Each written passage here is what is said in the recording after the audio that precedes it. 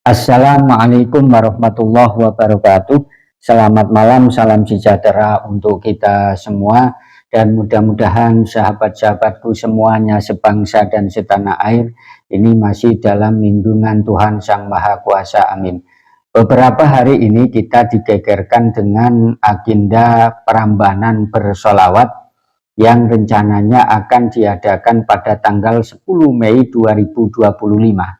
Dan di samping bersolawat, di situ juga akan diisi pengajian yang mengisi adalah Habib Taim, ya. Sehingga banyak para sahabat yang menjapri saya untuk menanggapi hal tersebut, perambanan bersolawat. Oleh karenanya pada kesempatan kali ini izinkan saya untuk menanggapi perambanan bersolawat. Saya tidak mengkritik solawatnya, tidak, tapi kegiatan solawat yang diadakan di Komplek Candi Prambanan, ya jelas bersolawat yang agendanya akan diadakan di Komplek Candi Prambanan ini bagi saya akan bisa merusak perdamaian, akan bisa merusak toleran, akan bisa merusak atau bisa kita katakan akan mengusik kesakralan agama lain. Karena kita tahu bahwa Candi Prambanan ini adalah termasuk situs suci atau bersejarah bagi umat Hindu, sehingga bersolawat di Komplek Prambanan ini akan bisa merusak toleran yang selama ini sudah lestari di Indonesia. Lebih lengkapnya akan saya jabarkan alasan saya kenapa bersolawat yang rencananya diadakan di Candi Prambanan ini bagi saya akan merusak toleran, atau bisa saya katakan intoleran, karena ada beberapa hal atau beberapa sebab. Yang pertama, ya, ketidaksesuaian tempat ibadah dan aktivitas keagamaan, yakni bersolawat.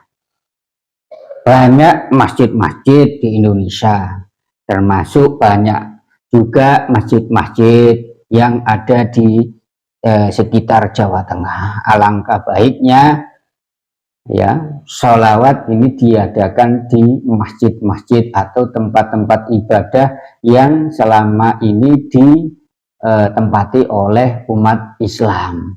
Janganlah di Candi Prambanan, karena Candi Prambanan ini adalah merupakan tempat suci bagi umat Hindu. Apalagi kalau perambanan bersolawat ini tanpa komunikasi, tanpa koordinasi dengan tokoh-tokoh umat Hindu, ini jelas akan merusak toleran.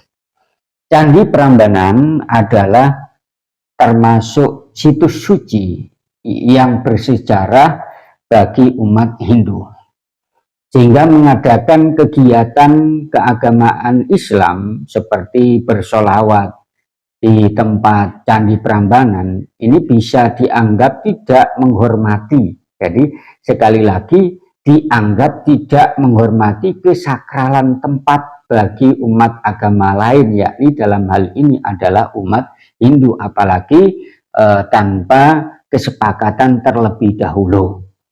Dan ini akan menimbulkan kesan bahwa ruang sakral digunakan tanpa mempertimbangkan nilai spiritual dan perasaan pemeluk agama asal.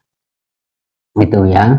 Jadi di Indonesia ini walaupun beraneka ragam agama, Islam, Hindu, Buddha, Konghucu, Protestan, Katolik, Kapitayan, tapi setiap agama ini sudah ada tempat ibadahnya masing-masing dan itu dilindungi oleh negara. Sehingga ketika Habib Taim dan kru-krunya ini ingin bersolawat, janganlah di Komplek Candi Prambanan, karena ini akan merusak kesakralan tempat tersebut bagi umat Hindu. Kemudian yang kedua, ya, potensi klaim simbolik atas ruang publik. Kita tahu bahwa tindakan keagamaan tertentu di tempat ibadah agama lain bisa dipandang sebagai bentuk klaim simbolik, seolah-olah agama tertentu mendominasi ruang tersebut. Ini bisa menciptakan ketegangan antar umat beragama dan dianggap bertentangan dengan prinsip toleransi dan saling menghargai. Jadi kalau bersolawat ini tempatnya di Candi Prambanan, ini sama halnya tidak menghormati agama umat Hindu, yang mana Candi Prambanan ini dianggap sebuah situs yang sangat bersejarah bagi umat Hindu. Jadi loh ya, tidak pas kalau di bersolawat di Candi Prambanan. Kemudian yang ketiga, sensitivitas dan konteks sosial.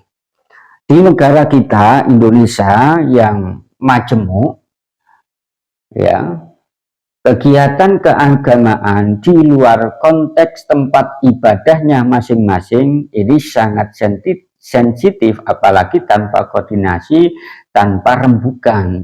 Ini rentan untuk perselisihan. Meskipun bersolawat itu niatnya damai, di kegiatannya semacam itu bisa memicu kecurigaan, ya, atau reaksi negatif, terutama jika tidak melibatkan dialog antar umat beragama sebelumnya. Atau bisa kita katakan bahwa bersolawat di Prambanan ini akan bisa merusak citra nama baik Islam itu sendiri, yang mana kita tahu bahwa ajaran Islam itu adalah rahmatan lil alamin, ya, rahmatan lil alamin dalam artian lakum dinukum waliyadin, agamamu ya agamamu, agamaku ya agamaku, saling menghormati, ya. Sehingga kalau sholawat ini di Candi Prambanan ini sama halnya tidak menghormati agama Hindu, karena Candi Prambanan itu adalah tempat sakral, tempat suci yang disakralkan, yang disucikan oleh umat Hindu. Ya, itu jadi sekali lagi bersolawat di Prambanan itu sama halnya merusak ajaran rahmatan lil alamin yang selama ini diajarkan oleh Nabi Muhammad SAW dan diterapkan di Indonesia. Jadi saya tidak mengkritik sholawatnya, ya, tapi kegiatan bersolawat yang dilakukan di Candi Prambanan. Para sahabat semuanya dimanapun Anda berada, Islam adalah agama yang penuh dengan toleran. Islam adalah agama yang saling menghormati agama lain. Islam adalah agama yang sangat menghargai agama lain, dan itu dicontohkan oleh baginda Nabi Muhammad SAW. Kalau tidak percaya, buka dalam hadis Bukhari. Di situ ada sebuah hadis yang intinya nanti memberitahukan kepada kita semua bahwa Nabi pun ini toleran terhadap agama lain, di mana suatu ketika Nabi Muhammad SAW ini tiba-tiba berdiri ketika ada jenazah orang Yahudi lewat di depan beliau. Akhirnya sama sahabat ini dipertanyakan kepada Nabi, ya Rasulullah, wahai Rasulullah, wahai utusan Allah, wahai Nabi, kenapa panjenengan itu berdiri sedangkan yang lewat itu adalah jenazahnya orang Yahudi? Lantas apa jawaban dari Nabi? Jawaban dari Nabi adalah menggunakan narasi kalimat yang cukup indah, yang cukup menusuk dalam hati. Jawaban Nabi adalah kepada sahabat, bukankah dia juga manusia? Nah ini loh, ya, ini artinya bahwa jauh-jauh zaman Nabi dulu, Nabi Muhammad ini sudah mengajarkan toleransi. Lebih-lebih di Indonesia harus kita terapkan, ya, sehingga kalau kegiatan bersolawat ini diadakan di Candi Prambanan dan belum koordinasi dengan umat Hindu, ataupun sudah, ini ya jelas akan merusak toleran ya, yang selama ini sudah lestari di Indonesia. Itu saja yang bisa saya sampaikan.